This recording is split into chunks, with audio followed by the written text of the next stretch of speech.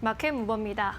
이번 주 월요일부터는 우리 증시에서 공매도가 시작이 됐죠. 국내 증시에서 전 종목에 대한 공매도 재개는 약 5년 만에 처음이었는데요. 공매도 재개가 나타난 3월 31일에 공매도 거래 대금을 좀 살펴보시면요. 코스피 쪽으로 1조 3,012억 원이 집중됐고요. 코스닥도 4,271억 원이나 쌓아 올리면서 코스피 코스닥 합산으로 1조 7,283억 원의 거래 대금이 집계가 됐습니다. 그리고 외국인의 비중이 전체의 90%에 달하기도 했는데요. 재개 첫날부터 공매도 과열 종목으로 또 43개 종목이 지정되기도 했습니다. 대표적으로 코스피에서는 SK하이닉스와 한미반도체가 포함이 됐고요. 코스닥 쪽에서는 HLB와 JYP 엔터 등이 과열 종목으로 또 포함되는 그러한 해프닝이 벌어지기도 했습니다. 이 거래대금 중에서 공매도 비중이 높은 비중 상위 종목들을 좀 살펴보자면 일단 코스피 쪽에서 코테질라와 한화, 카카오뱅크가 순위에 이름을 올렸고요. 코스닥의 경우에도 마이크로 디지털이 60% 넘는 공매도 비중을 나타냈습니다. 카카오게임즈와 에코프로 역시 비중 상위 종목에 랭크가 되는 모습이었습니다. 이날 시장의 급락이 두드러지기도 했었는데 증권가에서는 공매도에 따른 영향은 크지 않았다라고 보는 시각이 지배적이었습니다.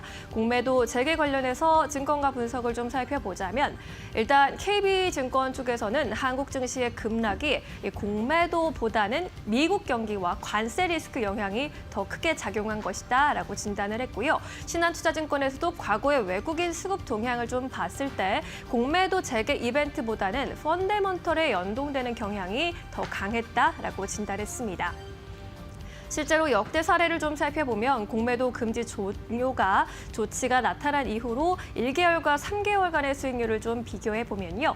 지난 금융위기 때 1차 때는 1개월간은 0.5%대 조정을 받았지만 3개월 이후로는 15%대 급등세를 보였습니다. 2차 유럽의 재정 위기 때도 역시나 비슷한 흐름을 보였고요. 3차 코로나19 때도 1개월간에는 주가 변동성 평균적으로 좀 조정을 받는 모습을 나타냈지만 그래도 3개월 차에 접어들면서 시장의 변동성이 좀 잦아들면서 상승으로 가닥을 잡는 모습이 나타났습니다. 단기적으로는 수급이 좀 위축되지만 결국에 장기적으로는 외국인의 수급이 재유입되면서 반등하는 흐름이 공통적으로 나타났다라고 정리해 볼 수 있겠는데요. 결국에는 시장이 단기적으로는 좀 타격을 받더라도 중장기적으로는 실적과 수급에 따라서 움직인다는 흐름을 보인다는 것을 다시 한번 확인할 수 있는 부분입니다. 투자자 입장에서는 단기적인 변동성에 위축되기보다는 펀더멘털과 성장성에 집중할 수 있는 탄탄한 종목을 골라보는 것이 어느 때보다 중요할 것 같은데요. 변동성이 나타나는 시장 속에서 종목 선별에 집중해 보시는 것도 좋겠습니다. 지금까지 마켓무버 전해드렸습니다. 네, 이어서 오늘 시장에서 핫한 이슈와 기업 함께 짚고 가도록 하겠습니다. 오늘도 함께 해보도록 할게요. 지신포의 박근호 이사 모셨습니다. 안녕하십니까? 안녕하십니까? 네, 오늘 시장이 그래도 좀 반등이 나옵니다. 코스피는 2,520선, 코스닥은 691선. 근데 지금 포트폴리오 사실 플러스 찍히시는 분들 거의 없을 것 같아요. 어제 저가 매수하셨던 분들 아니라면은 시장이 그래도 어느 정도 회복해 간다 이렇게 표현하는 게 맞는 것 같은데요. 오늘 그렇다면은 이런 시장 상황 속에서 어떠한 이야기를 해보면 좋을까요? 지금 바로 주제 만나보도록 하겠습니다. 오늘도 이슈가 한 가지 있었습니다. 헌재에서 윤석열 대통령의 탄핵 심판을 4월 4일 11시에 선고하겠다라고 밝혔습니다. 정치 테마주가 지금 어떻게 움직이고 있는지 정리를 해보도록 하겠습니다. 박근호 이사님, 요 관련해서 사실 정치 테마주 별로 안 좋아한다고 말씀을 하셨는데 네. 지금 이번 주만 봤을 때는 사실 정치 테마주가 굉장히 활발하게 움직일 가능성이 높아서 이 질문을 드렸습니다. 어떻게 보십니까? 일단 지금 탄핵 그 결과가 어떻게 나올지는 이제 어떻게 헌재에 맡겨놓고 저희는 이제 이 종목군들의 흐름이 지금 어떤 상황인지 후보별로 한번 좀 살펴보도록 하겠습니다. 화면 한번 잠깐 잡아주시면 오늘 일단 그 기각이 났을 때에 아니면 인용이 났을 때에 시장에서 관심 받을 수 있는 후보들과 아니면 지금 현재 윤석열 대통령 관련주들도 같이 움직이고 있어요. 그죠. 네. 상승이 같이 나오고 있는 이게 상황인데 어떻게 판결이 나올지 모르니까 모든 시장에서는 이 가능성을 사실 네. 다 가지고 있는 거죠. 네, 맞습니다. 이제 일단 좀 시장에서 많이 좀 회자가 되고 있는 후보군들로부터 대장주 한 종목씩만 좀 살펴보도록 네. 할게요. 일단 과거에는 이제 우리가 탄핵 처음 갔을 때는 이재명 대표 관련주는 실질적으로 이제 동신건설이나 이런 종목군들의 대장이었었는데 지금은 이제 앞에 형지 들어간 기업들이 대장이죠. 형지 IC, 글로벌 뭐 이런 것들이 이제 실질적으로 대장인데 지금 가장 핫하게 움직이는 종목이 이제 형지 글로벌. 과거에 이제 가스텔 바작이라고 이제 우리 골프공 만드는 기업, 이 기업이 대장이고요. 오늘 상한가죠. 그렇죠. 오늘 유일하게 아마 점상으로 출발을 해서 풀렸다가 이제 헌재 선고 예정 나오면서 다시 상한가로 문을 닫은 종목이고요. 그다음에 지금 여권에서 가장 가능성이 높다라고 얘기하는 게 이제 김문수 전 지사인데요. 평화홀딩스가 이제 김문수 관련주로 많이 얘기가 나오고 있는데 계속 조정받다가 오늘 이제 대부분의 정치 테마주도 움직이면서 평화홀딩스가 상한가에 조금 못 미치는 흐름을 좀 보여주고 있는 상황이고요.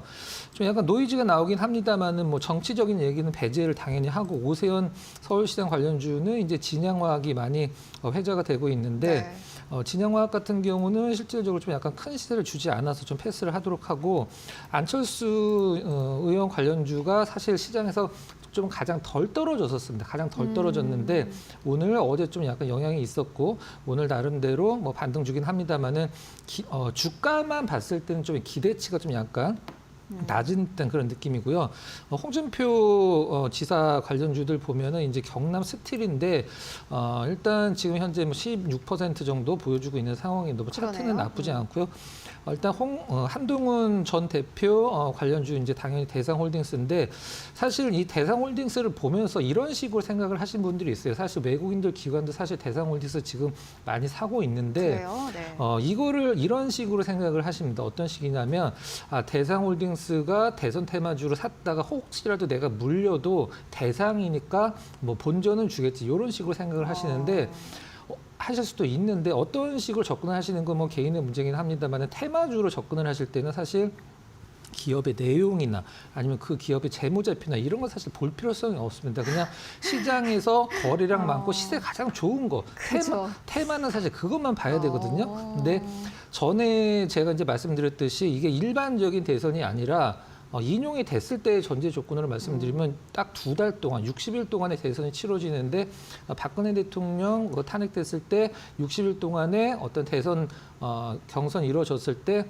고점이 어디였냐면은 60일 여기다라고 하면 절반에서 약간 앞에 그러니까 한 20일 정도 대선 들어가고 20일 정도에서 모든 대선 테마주들이 다 고점 찍고 내려왔어요. 그러니까 이번에도 그렇게 되지 말란 법은 없긴 합니다만 일반적인 대선은 투표일 6개월 전이 거의 다 고점이거든요. 그래서 제 생각은 지금 형제 같은 경우는 사실 지금 교복도 있기 때문에 인맥주가 아니라 이제 만약에 이재명 대표가 당선이 된다라고 하면 정책주로까지 연결이 될 수 있다는 기대감이 좀 반영돼서 많이 올라가는 것 같고 제 생각은 이건 것 같아요. 여태까지 내가 대선 테마주를 아예 안 다뤘어. 아예 관심이 없었어. 근데 이번에 이제 어떤 헌재 어떤 판결이 나오면서 시장에서 중심이 될 것 같아서 한번 사봐야 되겠다. 요건 사실 안 사도 됩니다. 근데 일단 12월 달에 탄핵 국면에서 대선 테마주를 내가 좀 매매를 해서 수익이 좀 낮다. 이번에도 다시 한번 노려보겠다. 이런 분들은 자리를 찾으시면 되는데 저한테 대선 테마주를 어떤 게 사는 게 좋냐라고 질문하시면 저는 대선 레이스를 들어갔을 때 각 후보들마다 이제 정책들이 나올 거란 말이죠. 그럼 그때 지금까지 안 나왔던 정책주들이 분명히 발굴이 될 겁니다. 그거를 사는 게 낫고 지금 현재 이번 주만 봤을 때는 없다고 보시는 거예요?